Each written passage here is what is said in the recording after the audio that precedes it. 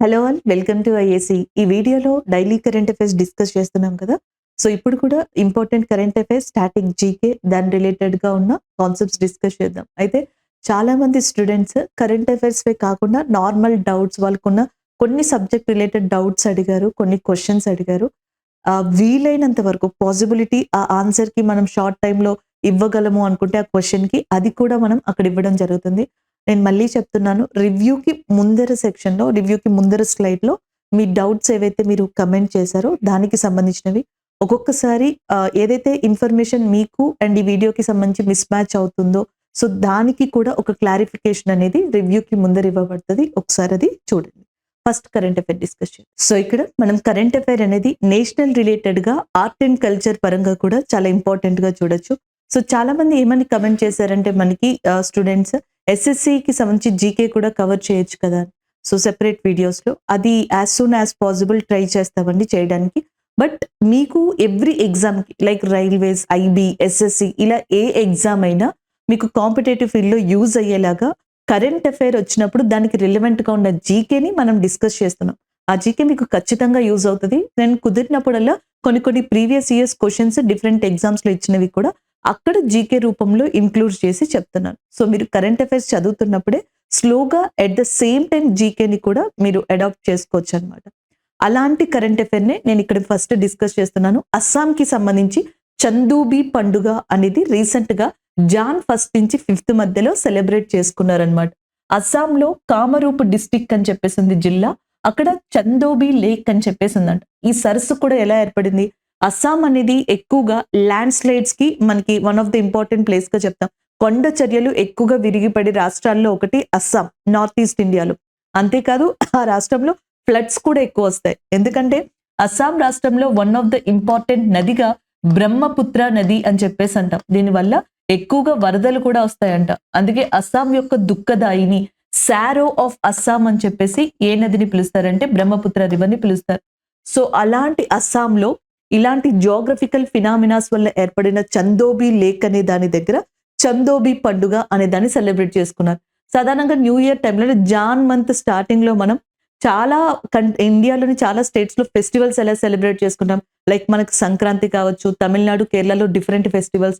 అలాగే వీళ్ళు కూడా చందోబి పండుగని అలాగే సెలబ్రేట్ చేసుకోవడం జరిగింది.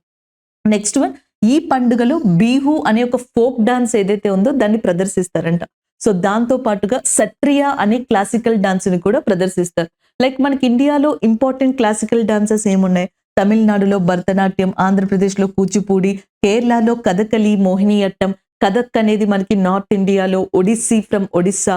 అలాగే సట్రియా అనేది ఒక సాంప్రదాయ నృత్యం, క్లాసికల్ డాన్స్ అస్సాంకి సంబంధించి. Folk dance Bihu. ఈ డాన్స్ ని కూడా ఇక్కడ ఈ ఫెస్టివల్లో ప్రదర్శించడం జరుగుతుంది. అదే ఈ కరెంట్ అఫైర్. సో అస్సాం అనేది న్యూస్ లో ఉంది కాబట్టి, ఫెస్టివల్స్ ఉన్నాయి కాబట్టి ఎస్ఎస్సిలో చాలా వరకు మీకు క్వశ్చన్స్ అనేవి ఫెస్టివల్స్ మీద అడుగుతూ ఉంటారు, ఫోక్ డాన్స్ మీద కూడా అడుగుతూ ఉంటారు. అండ్ ఈవెన్ మిగతా ఎగ్జామ్స్ లో కూడా అలాంటి రిలేటబుల్ క్వశ్చన్స్ మీద డేటా అనేది యూజ్ అవుతుంది అనమాట. సో ఇక్కడ బీహు ఫెస్టివల్ అనేది చూసారా, ఇది డైరెక్ట్ క్వశ్చన్ చాలా ఎగ్జామ్స్ లో. బీహు పండుగ అనేది మనకి ఏ రాష్ట్రంలో సెలబ్రేట్ చేసుకుంటారంటే అస్సాం. ఇప్పుడు చందోబి పండుగ అనేది ఎలా చూసాం, అలా ప్రతి సంవత్సరం కూడా బీహు పండుగ అనేది కూడా అస్సాంలో సెలబ్రేట్ చేసుకుంటారు. Last year 2023 SSC CGL prelims లో అండ్ బీహు పండుగ అనేది అస్సాంలో ఎన్ని రకాలుగా సెలబ్రేట్ చేసుకుంటారని అడిగారు. సో బీహు ఫెస్టివల్ ని 3 డిఫరెంట్ వేస్ లో 3 డిఫరెంట్ టైం పీరియడ్స్ లో సెలబ్రేట్ చేసుకుంటారు. ఒకసారి దాన్ని భోగ బీహుగా, ఒకసారి కాతి బీహుగా, ఒకసారి వచ్చేటప్పటికి మాఘ బీహుగా సెలబ్రేట్ చేసుకుంటారు. సో మనకి తెలుగు వాళ్ళకి ఉగాది అనేది చెప్తా ఉంటాం కదా. సో కొంతమందికి తమిళనాడు వాళ్ళకి పొంగల్ లాంటిది కావచ్చు, కేరళకి ఓనం. అలాగే అస్సాంకి సంబంధించి కూడా ఒక న్యూ ఇయర్ సెలబ్రేషన్ ఉంటుందండి. వాళ్ళకి కూడా ఒక న్యూ ఇయర్ లాంటిది ఏప్రిల్లో సెలబ్రేట్ చేసుకుంటారు. అప్పుడు సెలబ్రేట్ చేసుకునే పండుగగా భోగ బీహు అనే దాన్ని చెప్తారు. ఆ భోగ బీహునే రోంగాలి బీహు అని కూడా పిలుస్తారు. సో ఇది న్యూ ఇయర్ కి ఏప్రిల్ మంత్ లో సెలబ్రేట్ చేసుకునేది, అది మనకి అస్సాంకి సంబంధించి. అలాగే నెక్స్ట్ కాతి బీహు అనే దాన్ని కొంగలి బీహు అని కూడా పిలుస్తారు. ఇది అక్టోబర్ మంత్ లో ఈ అగ్రికల్చర్ కి సంబంధించి, వ్యవసాయానికి సంబంధించిన ఫెస్టివల్ గా చెప్తాం. నెక్స్ట్ భోగాలి బీహు, దీన్నే మాఘ బీహు అని కూడా పిలుస్తారు. ఇలా 3 బీహు ఫెస్టివల్స్ అనేవి ఉంటాయన్నమాట. అవి కాకుండా అస్సాంలో different tribes different festival celebrate చేసుకుంటారు. For example Bodo tribes, Bodo అనే జాతి బైసాగు ఫెస్టివల్ అనే దాన్ని సెలబ్రేట్ చేసుకోవడం జరుగుతుంది. మిషింగ్ ట్రైబ్, మిషింగ్ జాతి అండ్ లిగాంగ్ అనే ఫెస్టివల్ ని సెలబ్రేట్ చేసుకోవడం జరుగుతుంది. అలాగే నెక్స్ట్ ఆహోమ్ కమ్యూనిటీ మీదామ్ మీఫై అనే ఒక ఫెస్టివల్ ని సెలబ్రేట్ చేసుకోవడం జరుగుతుంది. Next one Boga గియో బిషు. So Boga గియో బిషు లేదా బిషు ఫెస్టివల్ గా చెప్పొచ్చు. దీన్ని దియోరి ట్రైబ్స్ సెలబ్రేట్ చేసుకోవడం జరుగుతుంది. అస్సాంలో అవే కాకుండా ఇవి కూడా one of the important festivals గా చెప్పొచ్చు అనమాట. అహోమ్ కమ్యూనిటీ అనేది నార్త్ ఈస్ట్ ఇండియాలో హిస్టారికల్ గా చాలా ఫేమస్ అయిన వన్ ఆఫ్ ద ఇంపార్టెంట్ కమ్యూనిటీగా కూడా చెప్పొచ్చు అనమాట. సో నెక్స్ట్ వన్ అస్సాం అనేటప్పటికీ మనకి number of static GK questions పడతాయి. సో అవి ఏంటి అనేది చూద్దాం. అస్సాంలో one of the important Ramsar site అనేది ఉందన్నమాట. దాని పేరు దీపోర్ బిల్ గా చెప్తాం. Deepor Beel is a Ramsar site in which state అని అడిగితే అస్సాంగా గుర్తుపెట్టుకోండి. నెక్స్ట్ వన్ మనకి ఇండియాలో టోటల్ గా 18 బయోస్పియర్స్ ఉన్నాయి, 18. ఈ 18 బయోస్పియర్స్ లో 2 బయోస్పియర్స్ అస్సాంలో ఉన్నాయి. ఒకటి మానస్ బయోస్పియర్, 2 దిబ్రూ సైకోవా. ఈ 2 బయోస్పియర్లు అస్సాంలోనే లొకేట్ అయి ఉన్నాయి. అండ్ ప్రాజెక్ట్ టైగర్ అనేది ఇండియాలో ఎప్పుడు స్టార్ట్ చేశారు? 1973. ఇది స్టార్ట్ చేసి ఆల్మోస్ట్ మనకి 50 ఇయర్స్ కంప్లీట్ అవ్వడంతో అండ్ చాలా న్యూస్ పేపర్స్ లో దీనికి సంబంధించి ఆర్టికల్స్ వస్తున్నాయి. అలాంటి టైగర్ రిజర్వ్స్ అస్సాంలో చాలా ఉన్నాయి. లైక్ కజిరంగా, మానస్, నమేరి, ఒరాంగ్ అనేవి అక్కడ టైగర్ రిజర్వ్స్ గా చెప్పొచ్చు.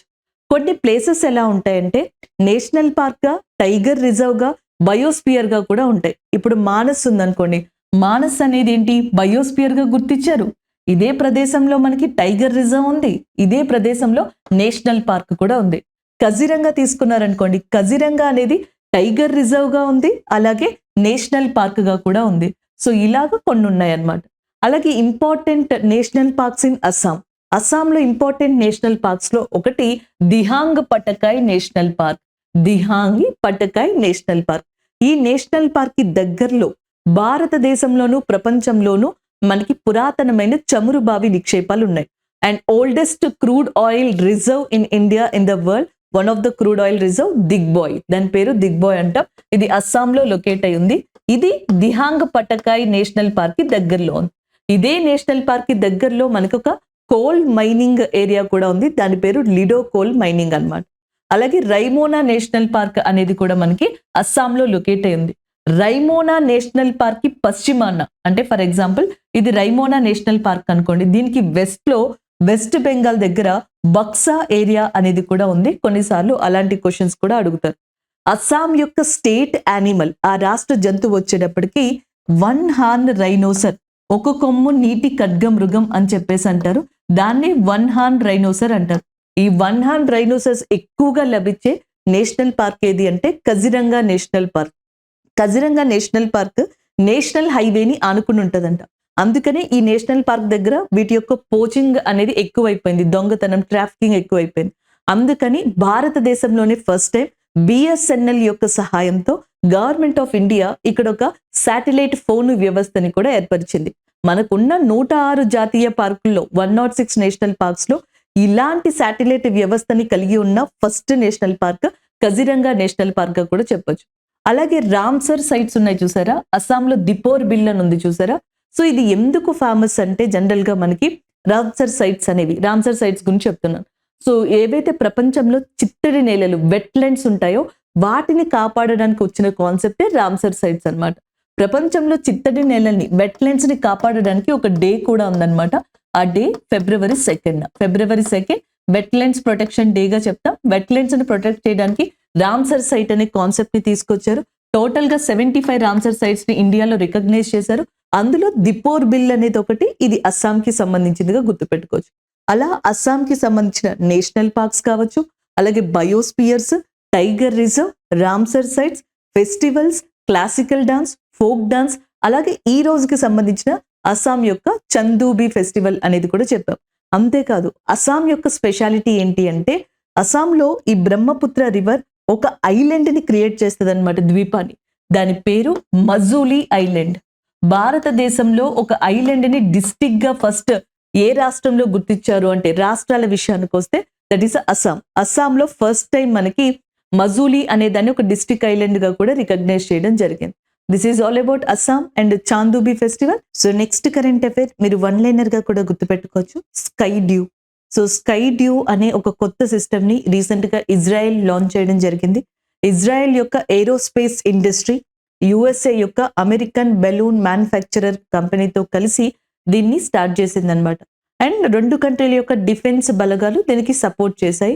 అదే స్కై డ్యూగా చెప్తున్నారు. ఇజ్రాయెల్ దీన్ని లాంచ్ చేసింది with the help of USA. So ఇప్పుడు ఇజ్రాయెల్ కి గాజాకి మధ్యలో కొన్ని డిస్ప్యూట్స్ అనేవి రావడం జరిగింది.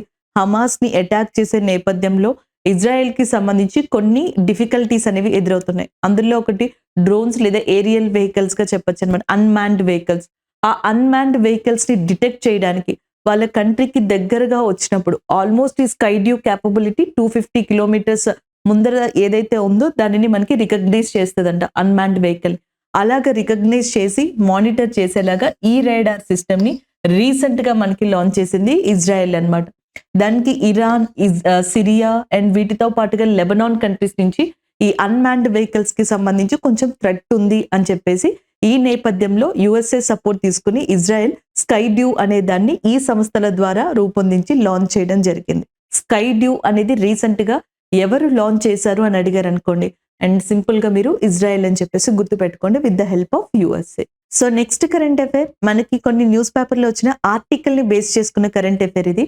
అంటే ఇది ఒక డిస్కషన్ చేయడానికి తగ్గట్టుగా ఉండే టాపిక్. కాకపోతే ఇందులో ఇంపార్టెంట్ జీకే ఫ్యాక్ట్స్ కావచ్చు, ఇంపార్టెంట్ ఫ్యాక్ట్స్ కావచ్చు, అవి మీకు నోట్స్ చేసుకోవడానికి యూజ్ అయ్యేలాగా ఇక్కడ మెన్షన్ చేయడం జరిగింది. చూద్దాం.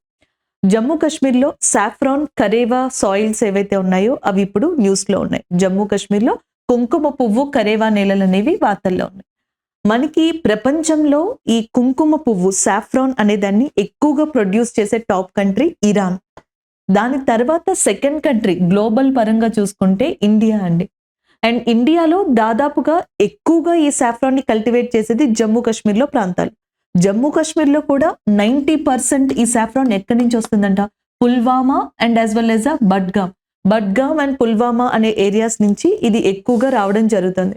అయితే ఇప్పుడు ఎందుకు వార్తల్లోకి వచ్చింది అంటే, సాఫ్రాన్ ని ఎక్కడైతే పండిస్తారో ఆ నేలల్ని కరేవా నేలలు అంటారు. లాస్ట్ ఇయర్ ఏపీకి సంబంధించిన SIR కానిస్టేబుల్ ఎగ్జామ్ లో ఒక దాంట్లో వీటి గురించి కూడా అడిగారు. 2 క్వశ్చన్స్ ని మనకి అందులో అడగడం జరిగింది ఈ టాపిక్ మీద, స్పెసిఫిక్ టాపిక్ మీద, సాఫ్రాన్ అండ్ కరేవా సాయిల్స్. సాఫ్రాన్ ని జమ్మూ కాశ్మీర్ లో బాగా పండిస్తారు, అక్కడ పండించే సాయిల్స్ ని కరేవా నేలలుగా చెప్పడం జరుగుతుంది అనమాట. అయితే ఇప్పుడు మనకి పుల్వామా, బడ్గామ్ ఈ ఏరియాస్ ఉన్నాయి చూసారా, ఎస్పెషల్లీ ఇక్కడ పాంపోరు ఈ ప్రాంతం వల్ల ఇది న్యూస్ లోకి వచ్చింది అనమాట. ఈ ఏరియాస్ మొత్తంలో కూడా సిమెంట్ ఫ్యాక్టరీస్ ఎక్కువగా ఎస్టాబ్లిష్ అయ్యాయంట. ఈ సిమెంట్ ఫ్యాక్టరీస్ నుంచి carbon monoxide, carbon dioxide, sulphur oxides ఇలాంటివన్నీ రిలీజ్ అవడం వల్ల ఈ కరేవా నేలలు దెబ్బతింటున్నాయి. So if Karewa soil will spoil and then automatically it will not support to that saffron cultivation. ఒకవేళ కరేవా నేలలు గనుక మనకి స్పాయిల్ అయిపోతే, దెబ్బతింటే అది సహజంగానే మనకి కుంకుమ పువ్వుని పండించడానికి సపోర్టింగ్ ని ఇవ్వదు. సో ఇది అక్కడ ఉన్న రైతుల యొక్క బాధ. వాళ్ళకి సంబంధించి ఈ ఆర్టికల్ అనేది రావడం జరిగింది. ఆల్రెడీ 2023లో జమ్మూ కాశ్మీర్ కి సంబంధించి లావెండర్ ఫ్లవర్స్ ఉంటాయి కదా, ఈ లావెండర్ ఫార్మింగ్ కి సంబంధించి పర్పుల్ రివల్యూషన్ అనే దాన్ని వెలుగులోకి తీసుకొచ్చారు. ఆల్రెడీ ఎగ్జిస్ట్ అయ్యింగ్ ఉన్నదే, అమల్లో ఉన్నదే, దాన్ని ఎక్కువగా స్ప్రెడ్ చేశారనమాట జమ్మూ కాశ్మీర్లో. మళ్ళీ ఇప్పుడు ఈ సాఫ్రాన్ అనేది వార్తల్లోకి రావడం జరిగింది. అలాగే జమ్మూ కాశ్మీర్ విషయానికి వస్తే, జమ్మూ కాశ్మీర్లో ఇంపార్టెంట్ ప్లేసెస్ చూడండి. Indira Gandhi memorial tulip garden అనేది కూడా జమ్మూ కాశ్మీర్లో లొకేట్ అయి ఉంది. ఈవెన్ ఏషియా యొక్క అతిపెద్ద ట్యూలిప్ ఫెస్టివల్ ని కూడా ఫ్రీక్వెంట్ గా జమ్మూ కాశ్మీర్లో కండక్ట్ చేస్తూ ఉంటారు. అంతేకాకుండా జమ్మూ కాశ్మీర్లో గుల్మార్గ్, సోనామార్గ్ లాంటివి ఇంపార్టెంట్ హిల్ స్టేషన్స్ గా కూడా ఉన్నాయన్నమాట. ఈ గుల్మార్గ్ దగ్గరలోనే ఇండియాలో అతిపెద్ద ఇగ్లూ కెఫే అనేది కూడా ఉంది. ఇన్ఫాక్ట్ ఇగ్లూ కెఫే అనేది మొట్టమొదటిసారిగా నిర్మించింది కూడా ఈ గుల్మార్గ్ దగ్గరే. అంతేకాకుండా మనకి వైష్ణవీదేవి టెంపుల్, ఆది శంకరాచార్య టెంపుల్ ఇవన్నీ కూడా మీరు జమ్మూ కాశ్మీర్లో చూడొచ్చు. జమ్మూ కాశ్మీర్లో ఫేమస్ గా lakes, Wular lake, Dal lake. భారతదేశంలో అతిపెద్ద మంచినీటి సరస్సు, the largest fresh water lake in India, Wular lake.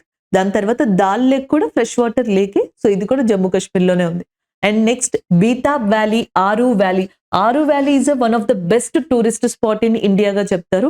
అది జమ్మూ కాశ్మీర్లో లొకేట్ అయి ఉందన్నమాట. ఇంకా ఫ్రోజన్ వాటర్ ఫాల్స్ అనేవి మీరు జమ్మూ కాశ్మీర్లో చూడొచ్చు.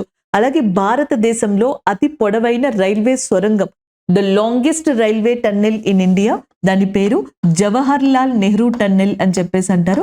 ఈ జవహర్ లాల్ నెహ్రూ టన్నెల్ కూడా మనకి జమ్మూ కాశ్మీర్ లోనే ఉంది. అది కూడా బనీహాల్ పాస్ అని చెప్పేసి ఉంటుంది. బనీహాల్ కనుమ, దాని కింద జవహర్ లాల్ నెహ్రూ టన్నెల్ అనే దాన్ని నిర్మించడం జరిగింది. ఇండియా యొక్క లాంగెస్ట్ రైల్వే టన్నెల్, అతి పొడవైన రైల్వే సొరంగంగా కూడా దీన్ని చెప్తారు. ఇంకొక ఇంపార్టెంట్ పాయింట్ ఏంటి అంటే మనకి జమ్మూ కాశ్మీర్ కి దగ్గరలోనే మనకి one of the important place ఉంది. దాన్ని సియాచిన్ హిమానీ నదం లేదా సియాచిన్ గ్లేషియర్ అని కూడా అంటాం. ప్రపంచంలో 2 కంట్రీల మధ్యలో ఉన్న అత్యంత ఎత్తైన యుద్ధ భూమి, the world's highest war battle field between India and Pakistan, that is nothing but Siachen glacier గా చెప్తాం. ఈ సియాచిన్ గ్లేషియర్ కోసమే 1984లో government of India operation Meghdoot అనే దాన్ని కండక్ట్ చేయడం జరిగింది. ఈ మధ్యన మాల్దీవ్స్ ఇండియా ఎక్కువగా న్యూస్ లో ఉంటుంది కదా. మాల్దీవ్స్ కి ఇండియాకి సంబంధించి ఇండియా ఒక ఆపరేషన్ ని చేపట్టింది. దాన్ని ఆపరేషన్ క్యాక్టస్ అని చెప్పేసి అంటాం. సియాచిన్ గ్లేషియర్ కి సంబంధించి ఇండియా కండక్ట్ చేసిన ఆపరేషన్ ని ఆపరేషన్ మేఘదూత్ అని చెప్పేసి అంటాం. 1984లో కండక్ట్ చేశారు. ఇది కూడా జమ్మూ కాశ్మీర్ కి దగ్గరలోనే ఉంది. రీసెంట్ గా జమ్మూ కాశ్మీర్ లో 2023లో ఛత్రపతి శివాజీ గారి యొక్క విగ్రహాన్ని ఆవిష్కరించడం జరిగింది. ఛత్రపతి శివాజీ గారిని ఫాదర్ ఆఫ్ ఇండియన్ నేవీగా కూడా కన్సిడర్ చేస్తారనమాట. ఛత్రపతి శివాజీ గారి విగ్రహాన్ని జమ్మూ కాశ్మీర్ లో ఇనాగ్రేట్ చేశారు కదా, స్టార్ట్ చేశారు కదా. దాన్ని ఎవరు స్టార్ట్ చేశారు, ఎవరి చేతుల మీదుగా ప్రారంభించారంటే జమ్మూ కాశ్మీర్ లెఫ్టినెంట్ గవర్నర్ అయిన మనోజ్ సిన్హా గారు ఎవరైతే ఉన్నారో ఆయన, అండ్ ఆయనతో పాటుగా మహారాష్ట్ర యొక్క చీఫ్ మినిస్టర్ అయిన ఏక్నాథ్ షిండే గారు కలిసి ఈ శివాజీ గారి యొక్క విగ్రహాన్ని జమ్మూ కాశ్మీర్ లో మనకి స్టార్ట్ చేయడం జరిగింది. సేమ్ మళ్ళీ ఛత్రపతి శివాజీ గారి యొక్క విగ్రహాన్ని December 4న ఇండియన్ నేవీ డే రోజు prime minister of India Narendra Modi గారు మహారాష్ట్రలోని ఒక ఫోర్ట్ దగ్గరలో ప్రారంభించారు.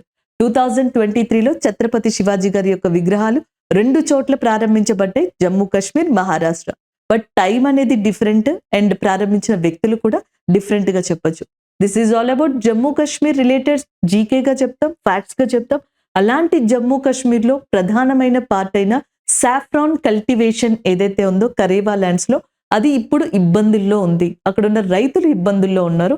సో దానికి సంబంధించిన కరెంట్ అఫైర్ ఇది. సో నెక్స్ట్ వన్ ఒక పర్టికులర్ సెక్టార్ కి సంబంధించింది, అలాగే ఒక ప్లేస్ కి సంబంధించింది.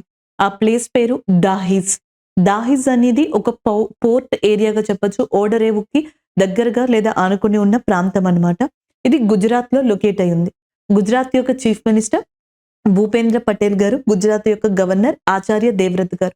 సో మోస్ట్లీ చీఫ్ మినిస్టర్స్ ని, గవర్నర్స్ ని ఎక్కువగా గుర్తుపెట్టుకోవడానికి ట్రై చేయండి. ఎందుకంటే ఈ క్వశ్చన్స్ వస్తే అసలు తప్పు అవ్వకూడదు అండ్ మార్క్స్ గెయిన్ చేసుకోవాలి. ఆచార్య దేవ్వ్రత్ గారు గవర్నర్ గా ఉన్నారు, భూపేంద్ర పటేల్ గారు చీఫ్ మినిస్టర్ గా ఉన్నారు. సో భూపేంద్ర పటేల్ గారు చీఫ్ మినిస్టర్ గా ఉన్న గుజరాత్ లో one of the important port area లేదా విలేజ్ ఏరియాగా దాహిజ్ అనేది చెప్పొచ్చు. ఫిషింగ్ కమ్యూనిటీస్ చాలా ఎక్కువ, మత్స్యకారుల యొక్క సంఘాలు, జనాలు ఇక్కడ ఎక్కువ అన్నమాట. అయితే వీళ్ళు ఇప్పుడు ప్రాబ్లమ్స్ ని ఫేస్ చేస్తున్నారు. దానికి కారణం ఏంటంటే ఈ ఏరియాని ఆనుకుని ఉన్న చుట్టుపక్కల ప్రాంతాల్లో ర్యాపిడ్ ఇండస్ట్రియలైజేషన్ అనేది జరుగుతుందన్నమాట. పారిశ్రామికీకరణ ఏదైతే ఉందో లేదా పరిశ్రమల అభివృద్ధి ఏదైతే ఉందో అది ఇప్పుడు దహీజ్ ప్రాంతాన్ని ఫిషింగ్ కమ్యూనిటీస్ కి సంబంధించి ఇబ్బంది పెడుతుంది. ఇండస్ట్రీస్ అనేవి ఎక్కువగా రావడం వల్ల మోర్ దెన్ 200కి పైగా ఇండస్ట్రీస్ ఈ చుట్టుపక్కల వచ్చాయంట. దాని వల్ల పొల్యూషన్ పెరగడం, ఆ పొల్యూషన్స్ వల్ల ఫిషెస్ అనేవి చనిపోవడం, వాటి వల్ల ఈ దహీజ్ అనే ఏరియాలో ఉన్న ఫిషింగ్ కమ్యూనిటీ ఇబ్బంది పడుతున్నారు. తీవ్రంగా ఒక రకంగా చెప్పాలంటే జాబ్లెస్ అయిపోయారని చెప్పొచ్చు అనమాట. అది ఇప్పుడున్న ప్రాబ్లం. అది మనకి ఇప్పుడు కరెంట్ అఫైర్ పరంగా వచ్చింది. దాహిస్ fishing community facing challenges because of improve of industrialisation అని చెప్పేసి ఆ కరెంట్ అఫైర్ హెడ్లైన్ గా ఉందన్నమాట. అలాగే నెక్స్ట్ వచ్చేటప్పటికి గుజరాత్ లో మనకి డిఫరెంట్ కరెంట్ అఫైర్స్ ఉన్నాయి. 10th vibrant Gujarat global summit అనేది 10వ వైబ్రెంట్ గుజరాత్ సమావేశం అనేది రీసెంట్ గా మనకి గుజరాత్ లో ప్రారంభమైంది. అది ఒకటి చెప్పొచ్చు. రన్ ఉత్సవ్ అని చెప్పేసి గుజరాత్ లో ఒక దాన్ని స్టార్ట్ చేస్తున్నారనమాట. ఈ రన్ ఉత్సవ్ అనేది ఏటా జరుగుతుంది. అయితే దీనికి తగ్గట్టుగానే గుజరాత్ లోని సోమనాథేశ్వర ఆలయానికి సంబంధించిన ట్రస్ట్ ఏదైతే ఉందో అది కూడా ఒక మేళాని కండక్ట్ చేస్తుంది. అలాగే డైమండ్ సిటీ ఆఫ్ ఇండియా అని చెప్పేసి సూరత్ ని పిలుస్తారు. ఈ సూరత్ కేంద్రంగానే భారతదేశంలో అండ్ ప్రపంచంలో కూడా అతిపెద్ద జ్యువెలరీ మ్యానుఫ్యాక్చరింగ్ లేదా ఎగ్జిబిట్ సెంటర్ అనే దాన్ని ప్రైమ్ మినిస్టర్ నరేంద్ర మోదీ గారు రీసెంట్ గా ప్రారంభించారు. గుజరాత్ స్టేట్ యొక్క యానిమల్ ఏషియాటిక్ లయన్, ఆసియా సింహంగా చెప్తాం. అది గిర్ మౌంటైన్స్ లో చాలా ఎక్కువగా కనిపిస్తుంది. గిర్ మౌంటైన్స్, గిర్ హిల్స్, లేకపోతే గిర్ ఫారెస్ట్ ఏరియా, ఇలా ఏది అడిగినా మీరు గుజరాత్ ని పెట్టచ్చు అనమాట. గుజరాత్ లో ఇంకొక ఇంపార్టెంట్ గడ్డి భూములు, గ్రాస్ ల్యాండ్స్ ఉన్నాయి. వాటి పేరు బన్నీ గ్రాస్ ల్యాండ్స్ గా చెప్తాం. అలాగే గుజరాత్ లో ఉన్న న్యూక్లియర్ పవర్ ప్లాంట్ పేరు వచ్చేటప్పటికి కాక్రాపారా న్యూక్లియర్ పవర్ ప్లాంట్. గుజరాత్ లో ఇంపార్టెంట్ బయోస్పియర్ గా రన్ ఆఫ్ కచ్ అనే దాన్ని చెప్తాం. ప్రపంచంలోనే అండ్ టాలెస్ట్ స్టాట్యూ, అతిపెద్ద స్టాట్యూగా స్టాట్యూ ఆఫ్ యూనిటీ లేదా సర్దార్ వల్లభాయ్ పటేల్ గారి యొక్క స్టాట్యూని చెప్పడం జరుగుతుంది. గుజరాత్ లోని కేవదియా అనే ప్రాంతంలో ఉంది. అండ్ అదే గుజరాత్ లో నర్మదా నది మీద సర్దార్ సరోవర్ అనే డ్యామ్ ని కూడా కన్స్ట్రక్ట్ చేశారు. భారతదేశంలో వచ్చిన భూకంపాలలో, అర్త్ క్వేక్స్ లో 2001 లో వచ్చిన గుజరాత్ లోని భుజ్ అర్త్ క్వేక్ ఏదైతే ఉందో అది ఒక తీవ్ర నష్టాన్ని కలిగించింది. సో భుజ్ అర్త్ క్వేక్ కి సంబంధించిన ఆ ఇన్సిడెంట్ ని గుర్తు చేసుకుంటూ 2022లో మనకి గుజరాత్ లో ప్రైమ్ మినిస్టర్ నరేంద్ర మోదీ గారు భుజ్ అర్త్ క్వేక్ కి సంబంధించిన one of the important memorial place ని స్టార్ట్ చేయడం జరిగింది. సో అది ఇంకొక ఇంపార్టెంట్ పాయింట్ గా గుర్తుపెట్టుకోవచ్చు అనమాట. And in Gujarat is very famous for black buck national park. Black buck national park కావచ్చు, లేకపోతే నెక్స్ట్ మెరైన్ నేషనల్ పార్క్ అని చెప్పేసి ఒకటి ఉంది. గిర్ నేషనల్ పార్క్ అని ఇంకొకటి ఉంది.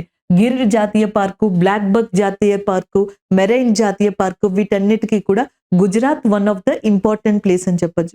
అండ్ వీటన్నిటికన్నా one of the important thing ఏంటంటే మనకి గుజరాత్ లో భారతదేశంలోనే హైయెస్ట్ టైడల్ పోర్ట్, అంటే అత్యంత ఎత్తులో టైడ్స్ వచ్చే పోర్ట్ ఒకటి ఉంది. దాని పేరే కాండ్లా పోర్ట్ అన్నమాట. కాండ్లా ఓడరేవుని దీన దయాల్ ఓడరేవు కింద పేరు మార్చడం జరిగింది. These are all static related information or factual information regarding to Gujarat. Gujarat రాష్ట్రానికి సంబంధించిన ఫ్యాక్చువల్ ఇన్ఫర్మేషన్ ఎందుకు చెప్పుకుంటున్నాం? గుజరాత్ లోని దాహీజ్ అనే ప్రాంతంలో ఫిషింగ్ కమ్యూనిటీ ఇబ్బంది పడుతున్నారు. ప్రపంచంలో ఫిషింగ్ కి సంబంధించి అండ్ లేకపోతే ఫిషెస్ కి సంబంధించి అత్యధికంగా ప్రొడ్యూస్ చేసే కంట్రీ ఏది అంటే చైనాగా చెప్పొచ్చు అనమాట. చైనా టాప్ కంట్రీ ప్రపంచంలో ఫిషింగ్ ప్రొడ్యూస్ చేయడంలో. సో మన ఇండియా వచ్చేటప్పటికి ఏ ప్లేస్ లో ఉందంటే 3rd ప్లేస్ లో ఉంది. సో మత్స్య సంపద విషయంలో, ఉత్పత్తి చేయడంలో, ప్రపంచంలో ప్రొడ్యూస్ చేయడంలో ప్రపంచంలో 3rd ప్లేస్ లో ఉన్నది ఏది అంటే ఇండియా, అండ్ 1st ప్లేస్ లో ఉన్నది ఏది అంటే చైనా. అదే గనక ఆక్వా కల్చర్ విషయానికి వస్తే, ఆక్వా కల్చర్ అంటే ఫిషింగే కాకుండా మిగతావి కూడా రావడం జరుగుతుంది కదా. ఈ ఆక్వా కల్చర్ లో ప్రపంచంలో 2nd ప్లేస్ లో ఇండియా ఉంది, ఫిషింగ్ లో 3rd ప్లేస్ లో ఇండియా ఉంది. 8% of global production of fishing అనేది ఇండియా నుంచే జరుగుతుంది. సో ఇలాంటి 3rd ప్లేస్ అనేది ఇండియా సాధించడానికి కారణం ఆక్వా కల్చర్ లో 2nd ప్లేస్ ని ఇండియా కండక్ట్ చేయడానికి లేదా కన్క్లూడ్ చేయడానికి మెయిన్ రీజన్ ఏంటి అంటే ప్రధానమంత్రి మత్స్య సంపద యోజన. ప్రధానమంత్రి మత్స్య సంపద యోజన అనే పథకం కూడా వీటికి బాగా యూజ్ అయినట్టుగా చెప్తున్నారు. This is all about this current affair అండి. So next current affair just మీకు ఒక ఇన్ఫర్మేషన్ లాగా, వన్ లైనర్ లాగా సైన్స్ అండ్ టెక్నాలజీలో బాగా యూజ్ అవుతుందండి. మనకి గ్రూప్ ఆఫ్ సైంటిస్టులు రీసెంట్ గా యూకలిప్టస్ నాట్ బీటల్ కి సంబంధించి ఒక రీసెర్చ్ ని చేయడం జరిగింది. సో దీనికి సొల్యూషన్ ని కూడా తీసుకురావడం జరిగింది. మనకి యూకలిప్టస్ అడవులు ఉంటాయి కదా, ఇండియాలో 1,15,570 హెక్టార్స్ యొక్క మనకి యూకలిప్టస్ అడవులు ఉన్నాయంట. 1,15,570 హెక్టార్ల ల్యాండ్ లో యూకలిప్టస్ అడవులు ఉన్నాయి. ఆస్ట్రేలియా నుంచి స్వతహాగా ఆరిజినేట్ అయిన యూకలిప్టస్ నాట్ బీటల్ అనేది ప్రపంచంలో చాలా కంట్రీస్ లో స్ప్రెడ్ అయ్యి ఇండియాలో కూడా స్ప్రెడ్ అయింది. సో ఈ పురుగు వల్ల మన ఇండియాలో ఉన్న యూకలిప్టస్ ఫారెస్ట్ తో పాటుగా ప్రపంచంలో కూడా యూకలిప్టస్ ఫారెస్ట్ అనేవి దెబ్బతింటున్నాయి. అలా దెబ్బ తినకుండా ఉండడానికి ఒక ప్రత్యామ్నాయాన్ని త్వరలో తీసుకురాబోతున్నారు ఒక గ్రూప్ ఆఫ్ సైంటిస్టులు. దీని మీద రీసెర్చ్ ని కూడా స్టార్ట్ చేశారనమాట. సో దానికి సంబంధించిన ఒక అప్డేట్ అండి. ఆ అప్డేట్ ని మీకు ఇక్కడ ఇవ్వడం జరిగింది. సో ఇంకొన్ని కరెంట్ అఫైర్స్ ని మనం MCQ ఫార్మెట్ లో కూడా డిస్కస్ చేద్దాం. First one, Tshering Tobgay will become the new prime minister of PM of which country? Options లో Japan, Sri Lanka, Egypt, Bhutan. So మనకి షీరింగ్ తోబ్గే అనే పర్సన్ ఏ కంట్రీకి నూతన ప్రైమ్ మినిస్టర్ గా అపాయింట్ అయ్యారు? ఆప్షన్స్ లో జపాన్ కి సంబంధించిన ప్రైమ్ మినిస్టర్ గా ఫ్యూమియో కిషిదా అనే పర్సన్ ఉన్నారు.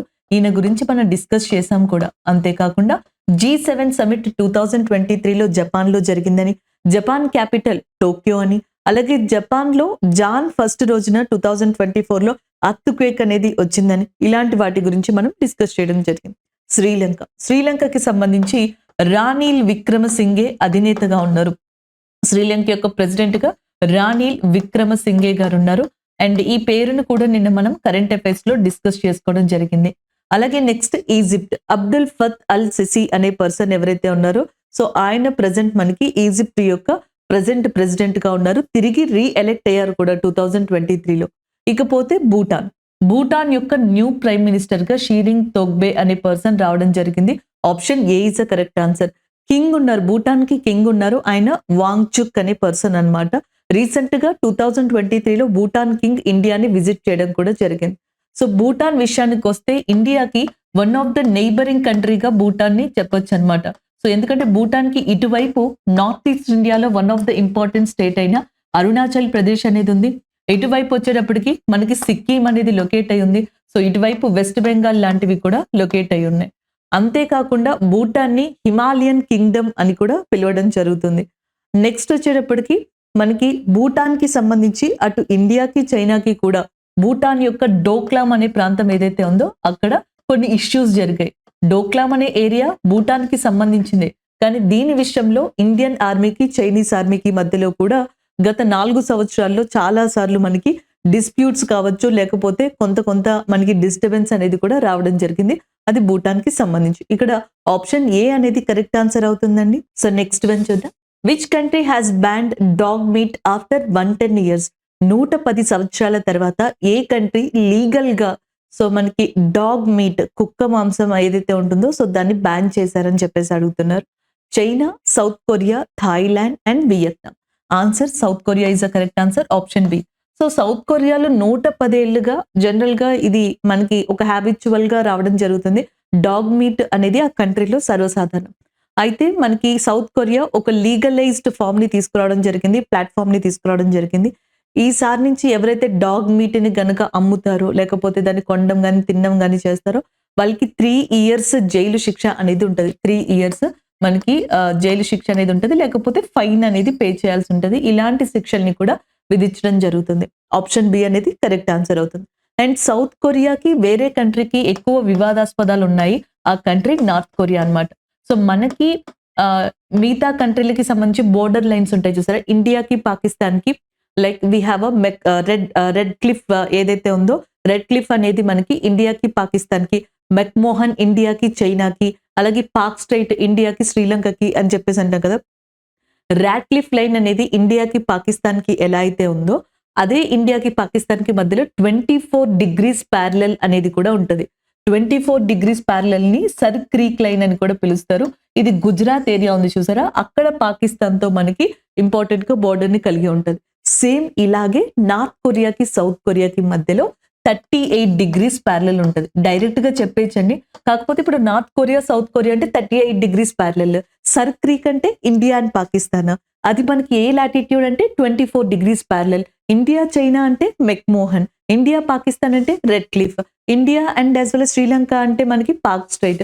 సో ఇలా గుర్తు పెట్టుకోవడానికి అవకాశం ఉంటుంది కాబట్టి దాన్ని దీంతో లింక్ చేసి చెప్పడం జరిగింది. సో మీరు ఇక్కడ డాగ్ మీట్ అనేది చూడగానే మనకి వెంటనే గుర్తొచ్చేది కొన్ని డిఫరెంట్ కరెంట్ అఫైర్స్ అన్నమాట. సో ఈ సంవత్సరం ఉన్న అంటే మనకి రీసెంట్ గా కొన్ని జిఐ ట్యాగ్స్ అనేవి వచ్చాయి. అందులో ఒడిస్సాకి సంబంధించి కూడా ఒక భౌగోళిక గుర్తింపు రావడం జరిగింది ఒక ప్రొడక్ట్ కి, జిఐ ట్యాగ్. అదే రెడ్ యాంట్ చట్నీ. ఎర్ర చీమలు ఉంటాయి కదా, వాటికి సంబంధించిన చట్నీ ఏదైతే ఉంటుందో దానికి జిఐ ట్యాగ్ ని ఇవ్వడం జరిగింది అనమాట ఒడిస్సాకి సంబంధించి. ఒడిస్సాలోని మయూర్భంజ్ అనే ప్రాంతం ఏదైతే ఉందో ఈ మయూర్భంజ్ అడవుల్లో ఈ ఎర్ర చీమలు దొరుకుతాయంట. సో వాటితో చేసే ఒక రెసిపీని రెడ్ యాంట్ చట్నీగా చెప్తున్నారనమాట. సో ఈ చట్నీ ఏదైతే ఉంటుందో ఒడిస్సాలో గిరిజన జాతి ప్రజలు చాలా ఏళ్ళగా వాడుతున్నారు. సో నేమింగ్ అలా ఉన్నా దీని వెనకాల మెడికల్ బెనిఫిట్స్ అనేవి, మెడికల్ వాల్యూస్ అనేవి చాలా ఎక్కువగా ఉన్నాయంట. లైక్ మనకి లంగ్స్ కి సంబంధించి కావచ్చు, ఫీవర్ కి సంబంధించి కావచ్చు, ఇలాంటి వాటిని కంప్లీట్ గా క్యూర్ చేసే మెయిన్ ఏమంటారు కెపాసిటీ ఈ వీటికి ఉందంట. అందుకని చెప్పేసి ట్రైబల్ పీపుల్ ఒడిస్సాలో గిరిజన జాతులు ఎప్పటి నుంచో దీన్ని వాడుతున్నారు. రీసెంట్ గా ఒడిస్సాకి సంబంధించి ఇది జిఐ ట్యాగ్ ని పొందడం జరిగింది. So this is all about this question అండి. Option B is the correct answer. Next one. So next చూడండి, who has become additional secretary and director general in the ministry of defence. So ministry of defence కి సంబంధించి ఎవరు additional secretary and director general గా recent గా appoint అయ్యారు అని చెప్పేసి అడుగుతున్నారనమాట. అంటే రక్షణ రంగానికి సంబంధించి మనకి అదనపు కార్యదర్శిగా మరియు డైరెక్టర్ జనరల్ గా ఎవరు అపాయింట్ అయ్యారు? ఆప్షన్ డిలో అశ్విని గుప్తా గారు ఉన్నారు. అశ్విని గుప్తా గారు ఆదాని పోర్ట్స్ ఉన్నాయి చూసారా, Adani ports and special economic zone కి సంబంధించి అండ్ అశ్విని గుప్తా గారు అపాయింట్ అవ్వడం జరిగింది రీసెంట్ గా దానికి హెడ్ గా. అండ్ నెక్స్ట్ వచ్చేటప్పటికి మనకి వికాస్ శీల్ గారు ఉన్నారు. వికాస్ శీల్ గారు ఏషియన్ డెవలప్మెంట్ బ్యాంక్ అని ఉంది చూసారా, ఏషియన్ డెవలప్మెంట్ బ్యాంక్ కి సంబంధించి ఎగ్జిక్యూటివ్ డైరెక్టర్ గా అపాయింట్ అయ్యారు ఇండియా తరపున. Senthil Pandian world trade organisation WTO కి ఇండియన్ అంబాసిడర్ గా, ఇండియా తరపున WTO యొక్క అంబాసిడర్ గా ఆయన అపాయింట్ అవ్వడం జరిగింది సెయింథియల్ పాండియన్ గారు. ఇంకపోతే సమీర్ కుమార్ సిన్హా గారు మినిస్ట్రీ ఆఫ్ డిఫెన్స్ కి సంబంధించి additional secretary and director general గా అపాయింట్ అయ్యారు. అశ్విని గుప్తా గారేమో ఆదాని పోర్ట్స్ కి సంబంధించిన డైరెక్టర్ జనరల్ గా అపాయింట్ అవ్వడం జరిగింది. సెయింథియల్ పాండియన్ గారేమో వరల్డ్ ట్రేడ్ ఆర్గనైజేషన్ కి అంబాసిడర్ గా, ఇండియన్ అంబాసిడర్ ఇండియా తరపున అపాయింట్ అవ్వడం జరిగింది. Asian Development Bank executive director గా వికాస్ శీల్ గారు అపాయింట్ అయ్యారు. Option C is the correct answer. Next one చూద్దాం. సో నెక్స్ట్ క్వశ్చన్ చూడండి. Which state's high court has ban mining and quarrying activities in the Krishnaraj Sagar dam. So Krishnaraj Sagar dam అనేది ఎక్కడుందండి? So మనకి కర్ణాటకలో Krishnaraj Sagar dam అనే దాన్ని ఏ నది మీద నిర్మించారు అంటే that is nothing but Kaveri river అన్నమాట. కావేరీ రివర్ మీద కర్ణాటకలో కృష్ణరాజ్ సాగర్ డ్యామ్ అనే దాన్ని నిర్మించారు. అయితే ఈ డ్యామ్ కి సంబంధించి మైనింగ్ కానీ క్వారింగ్ కానీ గనుల్ని తవ్వడం, చేపట్టడం ఇలాంటివి ఏ కోర్టు రీసెంట్ గా మనకి బ్యాన్ చేసింది అని అడుగుతున్నారు. So Tamil Nadu, Kerala, Karnataka. Answer Karnataka. Karnataka high court కర్ణాటకలోని కావేరీ నది మీద కన్స్ట్రక్ట్ చేసిన కృష్ణరాజ్ సాగర్ డ్యామ్ యొక్క 20 కిలోమీటర్స్ పరిధి వరకు, ఆ డ్యామ్ కి సంబంధించి చుట్టుపక్కల 20 కిలోమీటర్ల పరిధి వరకు కూడా ఎలాంటి మైనింగ్ యాక్టివిటీస్ ప్రజెంట్ జరగకూడదు అని చెప్పేసి కర్ణాటక హైకోర్టు బెంచ్ ఈ తీర్పునివ్వడం జరిగింది. అలాగే మనకి 2021లో government of India dam safety act అనేది ఒకటి తీసుకొచ్చింది అనమాట. ఈ డ్యామ్స్ ఏవైతే ఉన్నాయో వాటి యొక్క పరిరక్షణ కోసం అని చెప్పేసి డ్యామ్స్ సేఫ్టీ యాక్ట్ అనేది తీసుకొచ్చింది. ఈ యాక్ట్ కింద ఒక ఎక్స్పర్ట్ గ్రూప్ ని కూడా నియమించారు. ఇప్పుడు ఈ ఎక్స్పర్ట్ గ్రూప్ ఏం చేస్తుందంటే ఈ డ్యామ్స్ చుట్టుపక్కల ఉన్న పరిస్థితుల్ని గమనించి వాటికి సంబంధించి ఒక రిపోర్ట్ తయారు చేస్తుంది. ఆ రిపోర్ట్ వచ్చే వరకు కూడా కర్ణాటక హైకోర్టు బెంచ్ ఏదైతే తీర్పు ఇచ్చిందో 20 కిలోమీటర్స్ వరకు ఎలాంటి మైనింగ్ అండ్ క్వారీయింగ్ అనేది జరగకూడదని అది కంటిన్యూ అవుతుంది అనమాట. సో ఆప్షన్ ఏ అనే దాన్ని తీసుకోవచ్చు. ఇకపోతే కర్ణాటకలోని మనకి కావేరీ రివర్ ఆరిజినేట్ అయి కొంత పర్సంటేజ్ 3% వరకు కూడా కేరళలో మనకి అది ఆక్యుపై చేసుకుని అండ్ తమిళనాడులో కూడా మనకి మెయిన్ గా విస్తరించి ఉంది. కావేరీ రివర్ లైక్ కేరళ, కర్ణాటక, తమిళనాడులో మెజారిటీగా ఉందన్నమాట ఈ river basin. And mostly probably అయితే కర్ణాటక అండ్ తమిళనాడుగా చెప్పొచ్చు.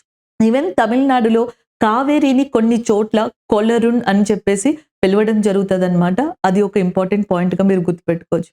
అలాగే కావేరీ రివర్ కి సంబంధించి మనకి కర్ణాటకలోని శివసముద్రం జలపాతం అనేది కూడా ఏర్పడడం జరుగుతుంది. Shivasamudram water falls are created by Kaveri river and in which area అంటే కర్ణాటక ఏరియాగా చెప్పొచ్చు అనమాట. అండ్ అంతేకాకుండా ఇదే కావేరీ రివర్ మీద తమిళనాడులో కూడా మనకి ఇంపార్టెంట్ గా డ్యామ్స్ ని కన్స్ట్రక్ట్ చేసి ఉన్నారు. ఈ డ్యామ్స్ విషయంలోనే కర్ణాటకకి అండ్ తమిళనాడుకి కావేరీ రివర్ కి సంబంధించి కొన్ని డిస్ప్యూట్స్ కూడా ఉన్నాయి.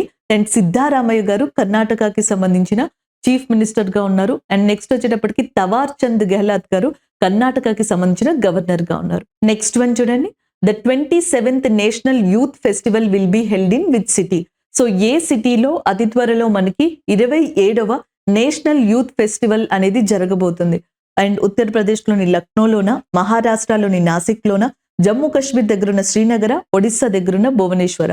సో ఆన్సర్ వచ్చేటప్పటికి మహారాష్ట్రలోని నాసిక్ దగ్గర 27th నేషనల్ యూత్ ఫెస్టివల్ అనేది అతి త్వరలో జరగబోతుంది. ఆప్షన్ బి ఏదైతే ఉందో అది కరెక్ట్ ఆన్సర్ అవుతుంది. అలాగే మనం డైలీ స్కీమ్ ని డిస్కస్ చేసుకుంటున్నాం కదా. ఈ రోజు కరెంట్ అఫైర్స్ లో వచ్చిన స్కీమ్ ని నేను ఇక్కడ డిస్కస్ చేస్తున్నాను. ప్రధానమంత్రి మత్స్య సంపద యోజన 2020లో దీన్ని లాంచ్ చేయడం జరిగిందనమాట. ప్రధానమంత్రి మత్స్య సంపద యోజన అనే దాన్ని. సో ఇది ఎందుకు లాంచ్ చేశారు అనేది చూద్దాం. బ్లూ రివల్యూషన్, నీలి విప్లవంలో భాగంగా దీన్ని లాంచ్ చేయడం జరిగింది. ఫాదర్ ఆఫ్ బ్లూ రివల్యూషన్ అని చెప్పేసి హీరాలాల్ చౌదరి గారిని పిలుస్తారు. అంటే నీలి విప్లవ పితామహుడిగా, హరిత విప్లవ పితామహుడిగా ఇండియాలో ఎలా అయితే మనం ఎంఎస్ స్వామినాథన్ గారిని పిలుస్తామో, నీలి విప్లవ పితామహుడుగా హీరాలాల్ చౌదరి గారిని పిలుస్తాం. ఫాదర్ ఆఫ్ బ్లూ రివల్యూషన్ అన్నమాట. ఈ బ్లూ రివల్యూషన్ లో పార్ట్ లో భాగంగానే ప్రధానమంత్రి మత్స్య సంపద యోజనని ఫినాన్షియల్ ఇయర్ 2020 నుంచి ఫినాన్షియల్ ఇయర్ 2024-25 వరకు ఉండేలాగా, సో ఈ 5 సంవత్సరాలకి 20,050 కోట్లు 20,050 crores తో దీన్ని లాంచ్ చేశారు. దీంట్లో చాలా ఎయిమ్స్ ని గవర్నమెంట్ ఆఫ్ ఇండియా పెట్టుకుంది. అందులో ఒకటి ప్రొడక్షన్, ఫిషింగ్ ప్రొడక్షన్ ని పెంచాలని. ఆ టార్గెట్ ని కూడా రీచ్ అయింది. 2022 ఫినాన్షియల్ ఇయర్ లో 2022-23 ఆర్థిక సంవత్సరంలో ఇండియా యొక్క ఫిషింగ్ ప్రొడక్షన్ అక్షరాల 174 lakh tons, 174 లక్షల టన్నుల ఫిష్ ప్రొడక్షన్ ని ఇండియా చేయగలిగింది. సో 2023 ఆగస్ట్ మంత్ లో వచ్చిన రిపోర్ట్ ప్రకారం చూసుకుంటే, ఇందాక మనం కరెంట్ అఫైర్ లో డిస్కస్ చేసుకున్నట్టుగా ప్రపంచంలో ఫిషింగ్ ప్రొడక్షన్ లో చైనా ఫస్ట్ పొజిషన్ లో ఉంటే, ఇండియా థర్డ్ పొజిషన్ లో, టోటల్ గా ఆక్వా కల్చర్ లో అయితే సెకండ్ పొజిషన్ లోకి రావడం జరిగింది. అలాగే fish production and quality, next technology, marketing, ఇవన్నీ కూడా ప్రధానమంత్రి మత్స్య సంపద యోజనలో భాగంగా ఉన్నాయి. And ministry of fisheries and animal husbandry and daring మంత్రిత్వ శాఖలు ఏవైతే ఉన్నాయో, సో ఇవి ఎస్పెషల్లీ మినిస్ట్రీ ఆఫ్ ఫిషరీస్ ఏదైతే ఉందో అది దీని యొక్క మానిటరింగ్ అనేది చేస్తూ ఉంటుంది. పర్టికులర్ గా 10th September 2020 రోజున ప్రైమ్ మినిస్టర్ నరేంద్ర మోదీ గారు ఈ ప్రోగ్రామ్ ని డిజిటల్ గా లాంచ్ చేశారు. ఇండియా మొత్తంగా డిజిటల్ గా లాంచ్ చేయడం జరిగింది ప్రైమ్ మినిస్టర్ నరేంద్ర మోదీ గారు 10th September 2020లో. సో ఇది ప్రధానమంత్రి మత్స్య సంపద యోజనకి సంబంధించిన ఇంపార్టెంట్ డీటెయిల్స్, బేసిక్ డీటెయిల్స్ అన్నమాట. ఈ స్కీమ్ ని మనం ఎందుకు చెప్పుకున్నాము అంటే, గుజరాత్ లోని దహీజ్ అనే కమ్యూనిటీ, ఫిషింగ్ కమ్యూనిటీ, అక్కడున్న పారిశ్రామికీకరణ అంటే ఇండస్ట్రియలైజేషన్ వల్ల ఎక్కువగా ప్రాబ్లమ్స్ ని ఫేస్ చేయాల్సి వస్తుంది. ఆ నేపథ్యంలో ప్రధానమంత్రి మత్స్య సంపద యోజన గురించి కూడా మనం స్టార్ట్ చేసాం. సో అదే స్కీమ్ ని ఈ రోజు మనం డే ఆఫ్ ద స్కీమ్ కింద డిస్కస్ చేయడం జరిగింది. సో స్టూడెంట్స్ కొంతమంది మనకి నిన్న డౌట్స్ ని రైజ్ చేశారు, దానికి సంబంధించి చూద్దాం. దానికన్నా ముందర సో మనకి నిన్న కాకుండా మొన్న కరెంట్ అఫైర్స్ లో బంగ్లాదేశ్ ప్రైమ్ మినిస్టర్, నేను అక్కడ క్లియర్ గా మీకు ఒకటి రాశానండి, 4th కాన్సిక్యూటివ్ ఇయర్, వరుసగా 4వసారి బంగ్లాదేశ్ కి షేక్ హసీనా గారు ప్రైమ్ మినిస్టర్ గా, అండ్ ఆమె మొత్తం కెరియర్ లో అది 5th టైమే, కానీ వరుసగా 4th టైం అన్నమాట. మనకి హెడ్లైన్స్ వచ్చినప్పుడు కూడా prime minister of India, particular ministers of India congratulates and ఏమంటారు prime minister of Bangladesh Sheikh Hasina గారు for her victory for 4th consecutive year గా చెప్పడం జరిగింది. అది హెడ్లైన్ గా ఇవ్వడం జరిగింది. సో ఆ హెడ్లైన్ ని బేస్ చేసుకుని మేబీ అది ఇంపార్టెంట్ ఓరియంటేషన్ లో ఉండొచ్చు అన్న ఉద్దేశంతో మీకు 4th కాన్సిక్యూటివ్ ఇయర్ అని చెప్పాను. చాలా మంది స్టూడెంట్స్ అది డౌట్ రైజ్ చేశారు. బంగ్లాదేశ్ కి ఆమె 5వసారి ప్రైమ్ మినిస్టర్ గా అయింది, కానీ వరుసగా 4th కాన్సిక్యూటివ్ టైం గా ఆమె అవ్వడం జరిగింది. నేను చెప్పిన ఓరియంటేషన్ ఆ విధంగా చెప్పాను అనమాట, అది గుర్తుపెట్టుకోండి. అండ్ ఇంకొక పర్సన్ మనకి ఏమని ఇచ్చారంటే, గ్యాబ్రియల్ అటెల్ గురించి అడిగారు. నేను అక్కడ క్లియర్ గా మీకు మెన్షన్ చేశాను కదా, LGBTQ కమ్యూనిటీ ఏదైతే ఉంటుందో, ఆయన first transgender prime minister France కి సంబంధించి, అండ్ యంగెస్ట్ ప్రైమ్ మినిస్టర్. కొంతమంది ఏజ్ కూడా అడిగారు, 34 years ఆయన యొక్క ఏజ్ అన్నమాట. సో నేను అక్కడ ఇయర్ మెన్షన్ చేసేదాన్ని, కాకపోతే కొన్ని ఆర్టికల్స్ లో 35 అని కూడా ఇవ్వడం జరిగింది. సో మీరు ఎక్కడ కన్ఫ్యూజ్ అవుతారన్న ఉద్దేశంతో నేను 34 years అనేది మెన్షన్ చేయలేదు. సో మొత్తం ఆల్మోస్ట్ మనం క్రాస్ చెక్, ఫ్యాక్ట్ చెక్ చేసిన తర్వాత ఆయన ఏజ్ 34 years గానే ఉంది. అండ్ ఆయన ట్రాన్స్జెండర్ కమ్యూనిటీ లేదా LGBTకి సంబంధించిన పర్సన్ అన్నమాట. నెక్స్ట్ వన్, హజ్ గురించి నేను నిన్న మిస్టేక్ చెప్పానండి. హజ్ ఒకటి, అండ్ నెక్స్ట్ సెకండ్ 2 MCQs నేను అక్కడ మనకి రాంగ్ గా ఆన్సర్ చెప్పడం జరిగింది. ఒకటి, సౌదీతో ఇండియా మనకి బైలేటరల్ అగ్రిమెంట్ హజ్ గురించి చేసుకుంది. అయితే నిన్న కరెంట్ అఫైర్స్ MCQలో చెప్పినప్పుడు నేను అది UAEగా చెప్పాను, మిస్టేక్ నా సైడ్ ఉంది, అది సరి చేసుకోండి. సో హజ్ కి సంబంధించి ఇండియా సౌదీతో మనకి ఆ పర్టిక్యులర్ పిలిగ్రిమేజ్ యాత్రికులు ఎవరైతే ఉన్నారో వాళ్ళతో ఒప్పందాన్ని కుదుర్చుకోవడం జరిగింది అనమాట. నెక్స్ట్ ఫినో పేమెంట్స్ ఉంది కదా, అది 2007 అని చెప్పి నేను ఎక్స్ప్లెయిన్ చేశాను, రాశాను కూడా. అది 2017, 2017. సో ఇక్కడ ఎవరైతే స్టూడెంట్ రైస్ చేశారో అది కరెక్టే. ఇంటెన్షనల్ గా మిస్టేక్స్ చెప్పాలని కాదు. సో జనరల్ గా ఏమైందంటే ఆ 2 questions ఫ్లో అనివ్వండి, మీకు చెప్పే ఆ క్రమంలో కానివ్వండి, బై మిస్టేక్ జరిగింది. నేను అందుకే ఈ సెక్షన్ ని మనం రైస్ చేయడం జరిగింది IAC తరపున.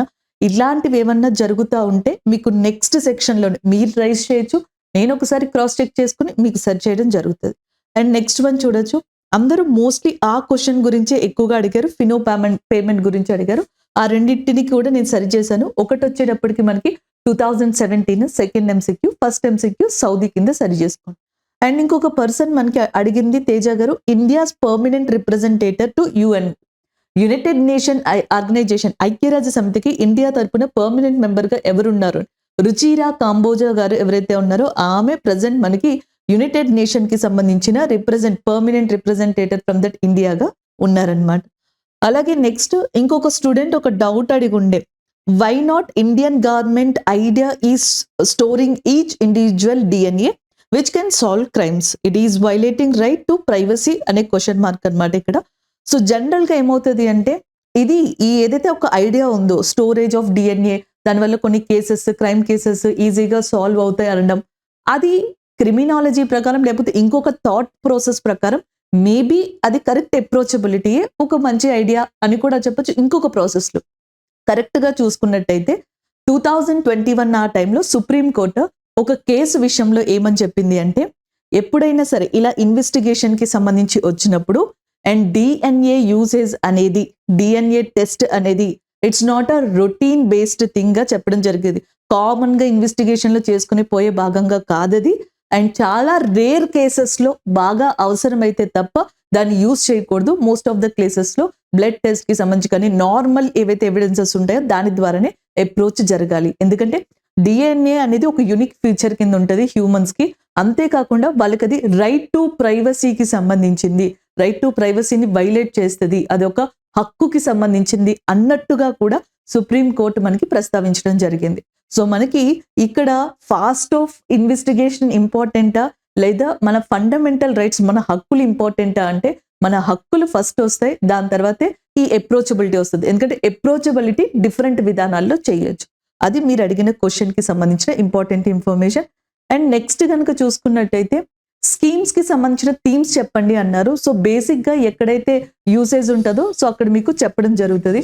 అండ్ నెక్స్ట్ వచ్చేటప్పటికి మీకు ఎవరో ఒక పర్సన్ టెర్రరిస్ట్ అని పెట్టారు, దానికి ఏం క్వశ్చన్ అడుగుతున్నారా, యాక్ట్ అడుగుతున్నారా అనేది నాకు స్పెసిఫిక్ గా తెలియలేదు. జిఐ ట్యాక్స్ గురించి నేను చెప్తానండి, ఎందుకంటే 17 జిఐ ట్యాక్స్ రీసెంట్ గా వచ్చాయి కదా, అది మీకు ఎక్స్ప్లెయిన్ చేయాలి. 8 degrees, 9 degrees, 10 degrees ఛానల్స్ గురించి చెప్పమంటున్నారు. సో ఇక్కడ ఛానల్స్ అంటే ఏం లేదండి, లాటిట్యూడ్ అంటాం కదా, అక్షాంశాలు అని చెప్పేసి రేఖాంశాలు. సో ఇలా లాటిట్యూడ్స్ ఏవైతే ఉంటాయో ఈ లాటిట్యూడ్స్ ఎగ్జాక్ట్లీ వాటర్ బాడీస్ దగ్గర, సముద్రాల దగ్గర ఉంటే వాటిని ఛానల్స్ అని చెప్పేసి అంటాం. అండమాన్ అండ్ నికోబార్ ఈ రెండింటికి మధ్యలో వాటర్ ఉంటది కదా, అది ఏ లాటిట్యూడ్ దగ్గర ఉంటది అంటే 10 degrees, అందుకే దాన్ని 10 degrees ఛానల్ అంటాం. అలాగే లక్షద్వీప్, మాల్దీవ్స్ వచ్చేటప్పటికి మనకి 8 degrees ఛానల్ దగ్గర ఉంటది అనమాట. సో ఇలా చెప్పడం జరుగుతుంది. నేను వీటి గురించి స్పెసిఫిక్ గా ఎక్స్ప్లెయిన్ చేస్తాను. And the next one France prime minister గురించి అడగడం జరిగింది. సో ఈ రోజు మనం కంప్లీట్ గా ఏవైతే మీకు డౌట్ సెక్షన్ ఉందో ఆ డౌట్ సెక్షన్ గురించి చెప్పడం జరిగింది. ఇంకేమన్నా డౌట్స్ ఉంటే కింద కమెంట్ చేయండి, నేను అది మీకు క్లారిఫై చేయడానికి ట్రై చేస్తాను. అలాగే నెక్స్ట్ ఈ రోజు మనం డిస్కస్ చేసిన కరెంట్ అఫైర్స్ యొక్క రివ్యూ చూద్దాం.